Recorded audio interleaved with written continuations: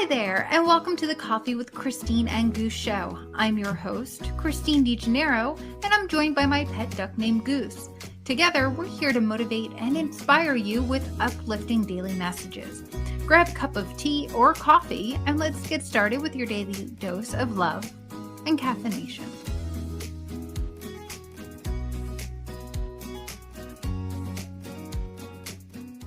Hello! Today is February 28th, 2023. I'm your host, Christine DeGennaro, and today's episode of the Coffee with Christine and Goose show is the sensitive guide to putting yourself first. And let me start off by saying that this has been such an incredible journey.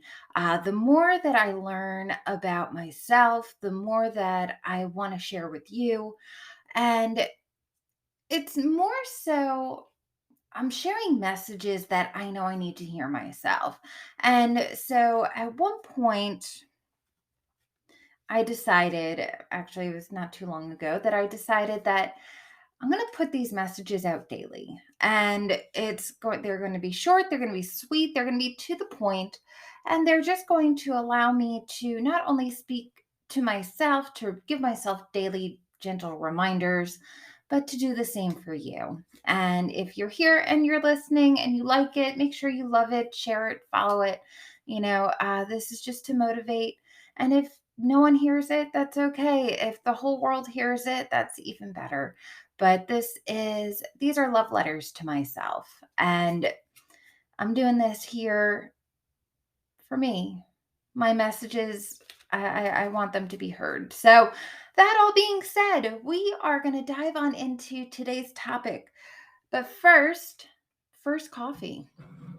Let me know what you guys are sipping. My sister gave me this mug for Christmas one year. It's don't let anyone dull your sparkle. And I feel like this is just the perfect mug to use today. It's the more I learn about myself, the more I uncover, the more I understand who I am is a connector. Who I am is someone who wants to share their message to the world. Whether the world hears it or not, that's a whole different thing. But day by day, I'm going to put a message out there. And if it speaks to you, it speaks to you. If it doesn't, then that's okay. But it's on my heart to share what's on my heart. And I'm going to do that. So it's all about being true to yourself, right? So today's topic, the sensitive guide to putting yourself first. So as lovers, as connectors, as women, as people who are here on this planet, we all are here on a mission. We are all here to experience life to the fullest. And we forget that sometimes. As we go through today, I always like to pull a tarot card, to allow us to find a different perspective on how to approach the topic that we're approaching today. So today's card is Five of Swords, which represents thoughts and change, tension. There's tension building in some areas of your life that are just not leaving you happy. And so something has to shift. And this is where it all starts. It starts within yourself. And again, all my messages are messages for others to hear, but they're reminders, daily reminders for myself too. So today is all about loving and connection and remembering yourself in the process, being gentle with yourself in the process, because we're all here on a learning journey and we're learning about ourselves. So as we dive in today, we're going to take a few things with us. We're going to understand that change isn't always a bad thing, but with the Five of Swords, it represents our ability to speak and to communicate. And so what areas are you not vocalizing change that needs to happen? And that's going to be something that will hopefully allow you to carry forward to today. If something needs to change, you have to speak up about it. Okay. So on this path of self-discovery, some of the things that I've learned When I was a young teenager, I regrettably put my parents through grief. As a parent now myself, I can't imagine the hardship and the heartbreak that I put my parents through. And I was rebelling from an early age. I was given guidance and I was given structure and I was given being told what to do. And not in a bad way, but we had structure and we had routine. And as a teenager, I fought so hard against that structure and routine. And to the point where it damaged the relationship that I had with my parents for a while. But ultimately, that battle between the structure and the discipline and then the rebellion against it, I ended up over course correcting. And as a young adult, I became an absolute people pleaser. And there was nothing wrong. That was what put me into self preservation. I had to repair the relationship with my parents. So, to be able to do that, I had to take a step back and understand that my actions hurt people. And I didn't like hurting people. It hurt my heart to hurt them. So, by overcorrecting, what I did was I put myself in a position where other people's feelings became important. Other people's feelings became my top priority.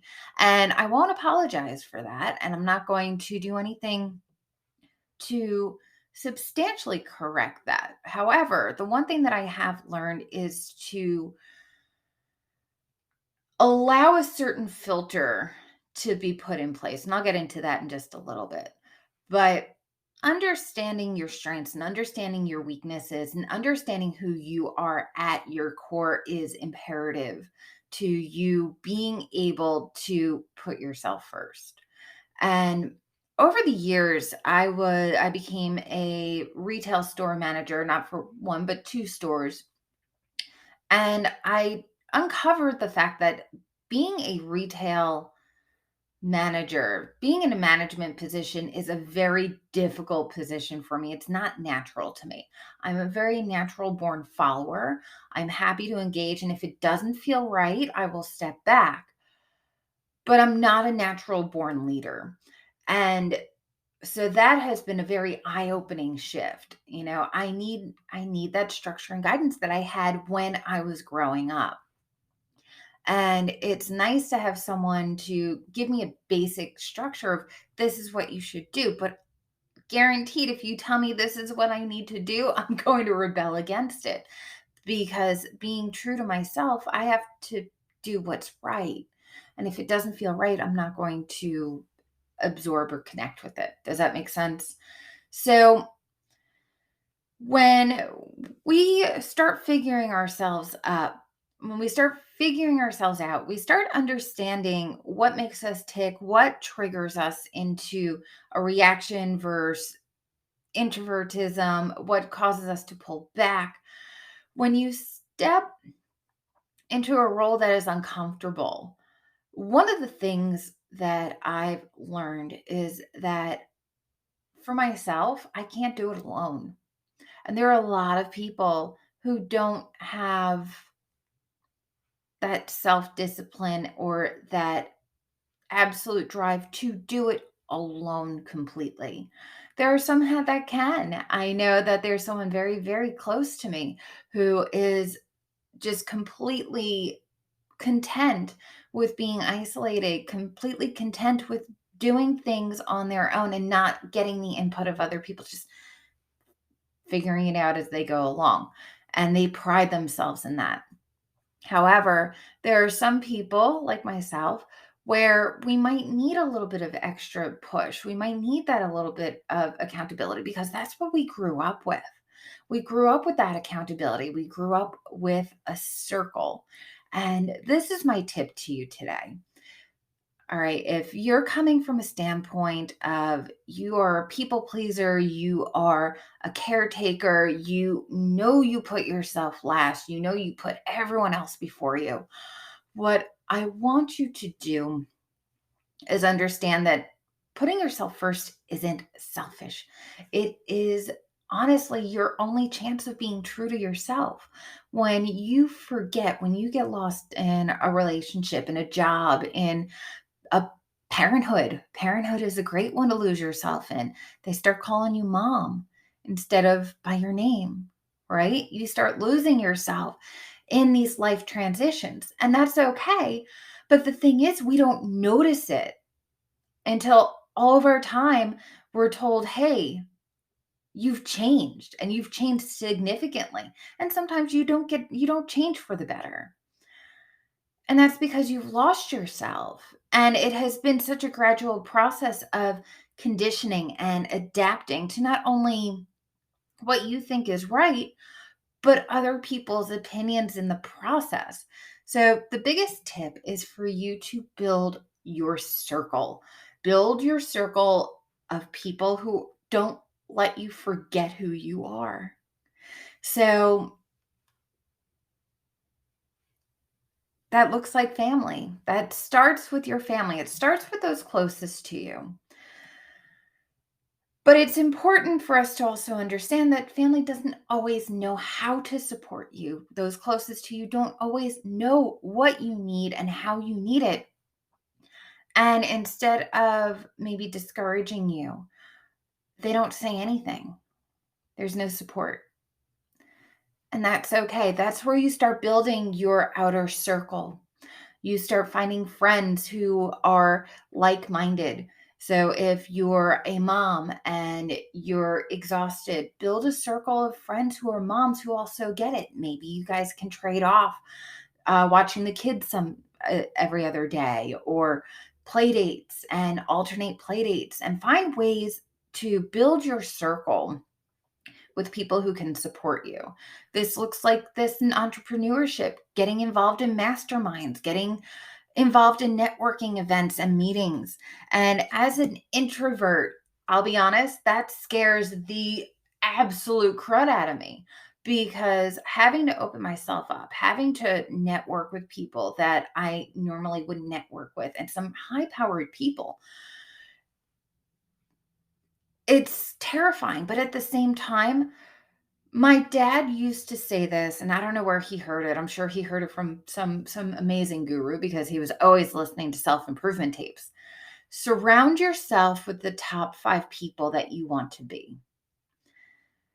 And that looks like business partners, that looks like coaches, that looks like counselors. You know, that's another thing that I will always encourage. If you are struggling and you are having a hard time handling things, or you're overwhelmed, or you feel lost, get signed up with a counselor, get signed up with a therapist, get signed up with someone who can give you tools to support you. And when I say support, I don't mean they're going to feed and clothe and nurture you, which is nice. And it's good to have that type of support if you need it. Um, but I'm talking about the people who can be there for you emotionally, who can be there for you mentally, who know that there are just days where you just need to sit, and there are other days that you need to cry to. And if there are people who are not filling that need in one area, it's okay and necessary for you to build that in another area. A good example for me would be, my significant other has gone through his own stuff, and there is a lack of emotional availability. And instead of asking him to change, instead of expecting him to change, I find that emotional support from my mom, from my friend Janice. And I get that emotional need when I'm feeling sad or I'm feeling overwhelmed. I know I can go to these people and be myself with them and get the support and the encouragement that I need, that I know that right now my partner doesn't have the emotional capacity to do that. And not asking someone to change for you, not asking someone to put themselves in a position to have to change for you, but you need to know your strengths. You need to know your weaknesses, but you also need to know what you need. and you need to know where you can find that. And so that there's a practice that I usually like to do that helps me get clear on who I have in my life that allows me, one, to be myself, and two, gives me the checks that I need to be living a fulfilling life. And if you guys want to talk about that, or if you guys want to get a workbook on that, just let me know. And I am putting together a few resources, a few free resources for that.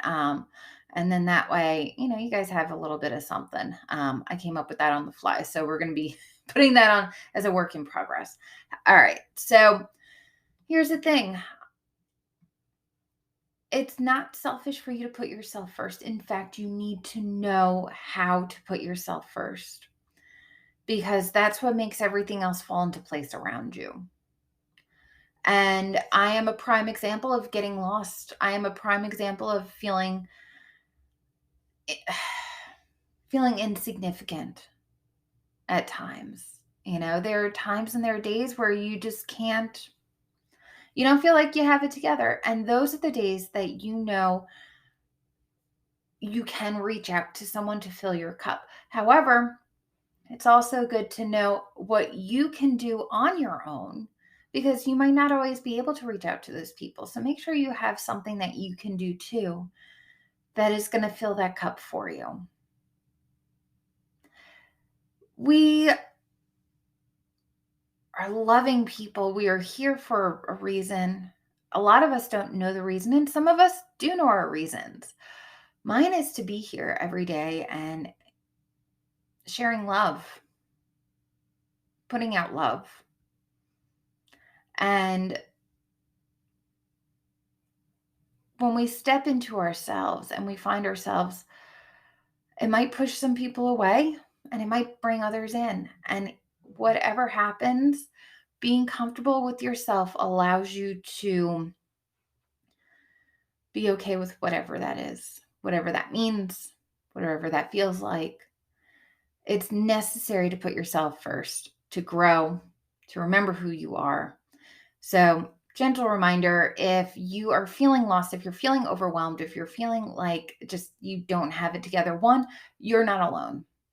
We all feel like that at least at some point in our lives, if not currently.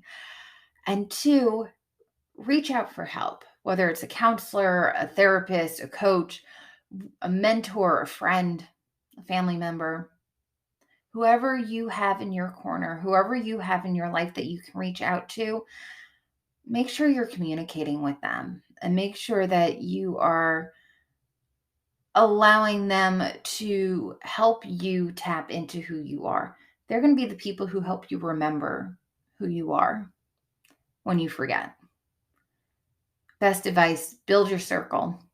If you don't know where to start, you guys can reach out to me in my email. We have some special links below. And, I'm here to chat if you guys are up for it. I am here to inspire you. I am here to remind you that you are so loved. You are so important. You are cherished for all that you are. You don't have to change to be someone different, but you have to push yourself to be just a little bit better than yesterday. But above all, I want you to remember to go and live with passion. Thank you for watching, and I'll see you tomorrow.